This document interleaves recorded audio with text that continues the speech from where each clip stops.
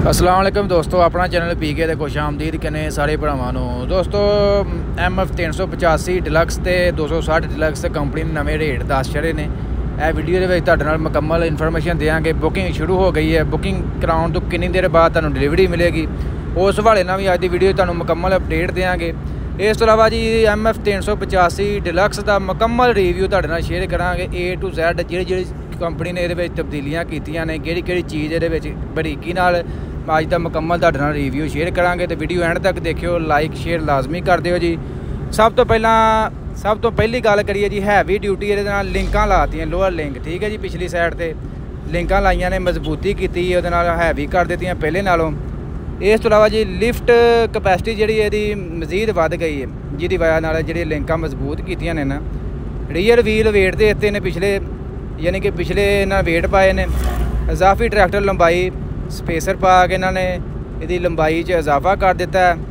बड़े और heavy duty front tyre दे दिते, 12 यानी कि 12 पलाई के जोड़े फ्रंट टायर दे दिते ने दोस्तों। पहला क्योंकि 6 पलाई के ही वो पैंचर वगैरह हो जाते, तो कंपनी ने भाई 12 पलाई कर दिता, पैंचर वगैरह नहीं होणगे हुण।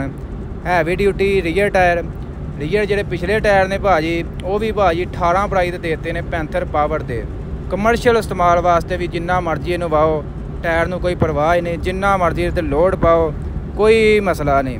इस तो इलावा वड्डी चीज़ ये है, पायदार डैंपर क्लच प्लेट पाई ये जी।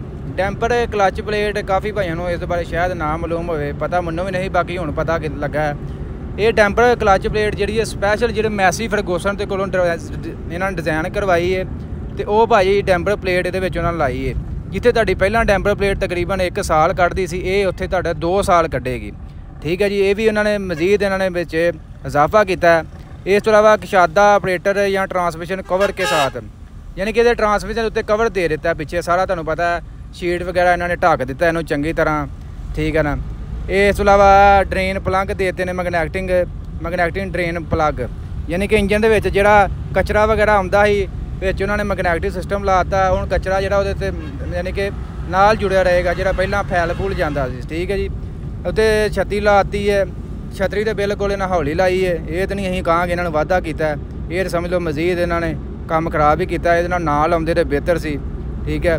रियर यानी कि रिम पाते ने, मोबाइल चार्जिंग पोर्ट लाती है नाल इन्होंने, वो भी चलो जिमींदार काफ़ी मुश्किल ही अजकल, तो मतलब हर बंदे को चार्ज यानी कि मोबाइल है तो चार्जर बहुत ज़रूरत है ठीक है जी। अगे हीट शीट लाती उन्होंने, वो तो पहला ही लाई है ठीक है जी। इस तरह मेंटेनेंस फ्री बैटरी ला दी है, यानी कि हुण बैटरी भी तुहानूं कोई मेंटेनेंस नहीं करवानी पेगी, मेंटेनेंस फ्री कर दी है बैटरी। यह दोस्तों तकरीबन जोड़ा काफ़ी तकरीबन 10-12 पॉइंट तुहाडे मैं अगे रखे ने। यह जी 385 डिलक्स के जी इन्होंने तब्दीलियां वगैरह कीतियां ने। इस तो इलावा दोस्तों गल करांगे कीमत के हवाले नाल, कीमत के हवाले नाल भी तुहानूं अपडेट वगैरह देने हैं कि 385 डिलक्स की की कीमत है। यदि कंपनी ने 2 कीमतां दसियां ने, यानी कि अगर तुम फ्रंट वेट तो बगैर लेंदे हो वह रेट, अगर फ्रंट वेट नाल लेंदे हो वह भी रेट लैदा। तो तुहाडे नाल कीमत वगैरह भी शेयर करांगे। 260 डिलक्स की भी कीमत वगैरह अज की वीडियो तुहाडे नाल शेयर करते हैं जी।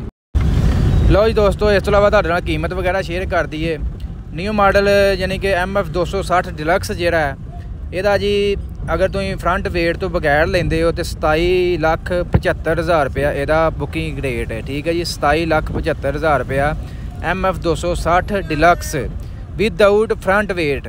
अगर तुम फ्रंट वेट नाल लेंदे हो तो 28,85,000 रुपया MF 260 डिलक्स का रेट है।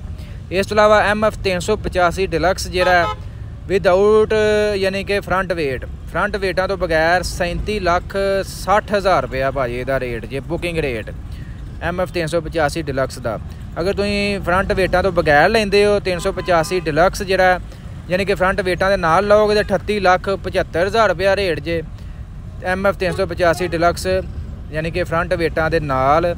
इस तो इलावा 4x4 जिहड़ा डिलक्स 385 ਉਹਦਾ फ्रंट वेट के नाल जिहड़ा वो तकरीबन भाई 50 लाख रुपया रेट जी 50 लाख रुपया 385 डिलक्स 4x4 यानी कि विद है, यानी कि नाल फ्रंट वेट के नाल जिहड़ा इहदा 50 लाख रेट जे।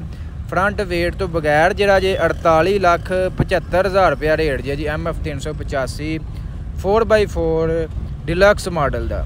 ਤੇ ਦੋਸਤੋ ਅੱਜ ਦੀ ਤੁਹਾਨੂੰ ਇਹ ਅਪਡੇਟ ਵੀਡੀਓ ਅੱਛੀ ਲੱਗੀ ਲਾਈਕ ਕਰ ਦਿਓ। ਇਨਸ਼ਾਅੱਲਾ ਤੁਹਾਨੂੰ ਟਰੈਕਟਰਾਂ ਦੇ ਮੁਤਲਕ ਮਾਰਕੀਟ ਦੇ ਮੁਤਲਕ ਮਜ਼ੀਦ ਕੋਈ ਵੀ ਅਪਡੇਟ ਵਗੈਰਾ ਮਿਲੇਗੀ ਕੰਪਨੀ ਦੇ ਮੁਤਲਕ ਤੁਹਾਨੂੰ ਇਨਸ਼ਾਅੱਲਾ ਅਪਡੇਟ ਵਗੈਰਾ ਕਰਦੇ ਰਹਾਂਗੇ। ਵੀਡੀਓ ਅੱਛੀ ਲੱਗੀ ਲਾਈਕ ਸ਼ੇਅਰ ਲਾਜ਼ਮੀ ਕਰ ਦਿਓ, ਦੋਸਤਾਂ ਨਾਲ ਲਾਜ਼ਮੀ ਸ਼ੇਅਰ ਕਰਿਓ। ਇਨਸ਼ਾਅੱਲਾ ਮਿਲਾਂਗੇ ਜੀ ਨੈਕਸਟ ਵੀਡੀਓ।